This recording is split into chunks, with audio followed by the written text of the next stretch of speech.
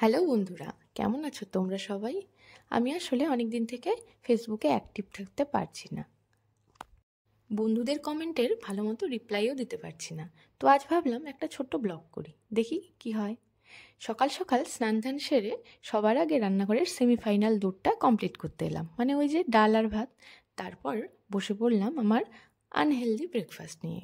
Unhealthy হলেও আমার ভীষণ পছন্দের। এদিকে ওম ফ্রেশ হয়ে ব্রেকফাস্ট করে বসে পড়েছে ওর পড়াশুনো ও ছবি আঁকা নিয়ে। এখনও নিজের ইচ্ছে মতো পড়বে, গাইবে, ছবি আঁকবে, এসবই করবে। জানো তো, আমি যেই বাড়িতে ভাড়া থাকি সেই বাড়ির শুধুমাত্র এই জানালাটা দিয়েই সকালবেলা একটু রৌদ্র আসে। তাই আমি ওমকে এখানে বসিয়ে দিয়েছি পড়াশুনো করার সাথে সাথে ভিটামিন ডি কালেক্ট করার জন্য। ঠিক আছে, ওম করতে থাকুক নিজের কাজ, আমি চলে যাই রান্নাঘরের ফাইনাল দৌড়টা কমপ্লিট করতে। ফাইনাল দৌড়ের মধ্যে আজকে ছিল মাছের ঝোল আর একটু ভাজা। আসলে আজ বিকালে এক জায়গায় যেতে হবে, কারণ আজকে হলো ওমদের স্কুলের অ্যানুয়াল ডে সেলিব্রেশন। তাই ঝটপট রান্না কমপ্লিট করে ওদিকে আবার ওমকে খেতে দিয়ে একটু রেস্ট দিতে হবে।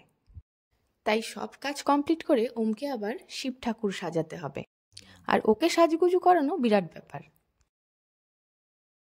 তো এদিকে আমার রান্নাবান্না কমপ্লিট। ডাল, ভাজা, একটু মাছের পাতলা করে ঝোল আর একটু পাঁপড় ভাজা। আজকে আর বেশি কিছু করলাম না। এদিকে ওর বাবার তাড়া ছিল বলে ও তাড়াতাড়ি খেয়ে বেরিয়ে পড়লো ওর কাজে। ওমকেও তাড়াতাড়ি খাইয়ে দিলাম। তাণ্ডব নৃত্যর মেকআপ করতে বসে এত ধুমধুমার কাণ্ড বেঁধে গেছিল যে আমি কোনো ক্লিপই নিতে পারিনি। তাই সোজা পৌঁছে গেছিলাম ভবনে, যেখানে অ্যানুয়াল ডে সেলিব্রেট করা হবে। ওদিকে সব বাচ্চারা গ্রিন রুমে ঢুকে পড়েছে, আর এদিকে আমরা গার্জিয়ানরা বসে পড়েছি নিজের নিজের জায়গা মতো। একের পর এক সুন্দর সুন্দর পারফরমেন্স দেখার জন্য আমরা রেডি। মোমবাতি জ্বালিয়ে স্যার ও ম্যাম অনুষ্ঠানটির শুভ সূচনা করে ফেললেন। তারপর তো শুরু হয়ে গেল ছোটদের একের পর এক সুন্দর সুন্দর পারফরমেন্স। ছোটরা যেমনই নাচ করুক, যেমনই নাচ তুলুক, কিন্তু তবুও সেটা দেখতে ভীষণ ভালো লাগে, তাই না? এই যে এটা ছিল আমাদের ওপেনিং ডান্স। একদম দেখেই আমাদের গায়ের লোম খাড়া হয়ে গেছিল, এত সুন্দর। খুব অল্প সময়ের প্র্যাকটিসে বাচ্চারা যে এত সুন্দর করে ডান্সটাকে তুলে নেবে সেটা কিন্তু আমরা ভাবতেও পারিনি। তারপর ওমদের প্রিন্সিপাল ম্যামের স্পিচ। 10 বছর ধরে উনি যেভাবে শক্ত হাতে এই স্কুলটিকে পরিচালনা করছেন, সেই কারণে আমি ওনাকে এই স্কুলের পাওয়ার ব্যাংক বলে থাকি। তারপর আমাদের এই যে সব থেকে ছোট প্লে গ্রুপের পারফরমেন্স, তার জন্য প্রস্তুতি চলছে। এই যে ছোটদের অনেক সুন্দর সুন্দর পারফরমেন্স আমরা এনজয় করছি।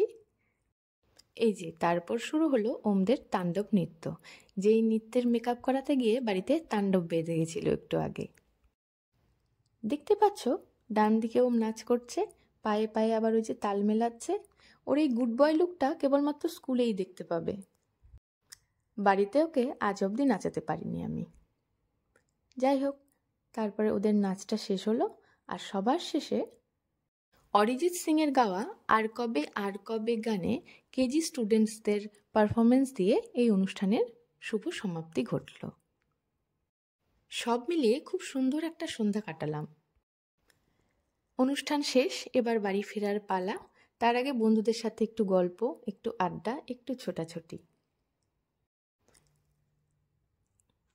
এই যে এদিকে আবার আরোহী জাহ্নবীকে কোলে নিয়েছে। কত সুন্দর সুন্দর লাগছে না ওদের এই সাজে। এদিকে শিব ঠাকুর লজ্জা পাচ্ছে ত্রিনয়ন এঁকেছে বলে। যাই হোক, বাড়ি ফেরা যাক। বাড়ি এসে ওমের সবার প্রথমে যে কাজটা সেটা হলো এই যে যা কিছু পড়েছে সব কিছু খুলে ফেলা।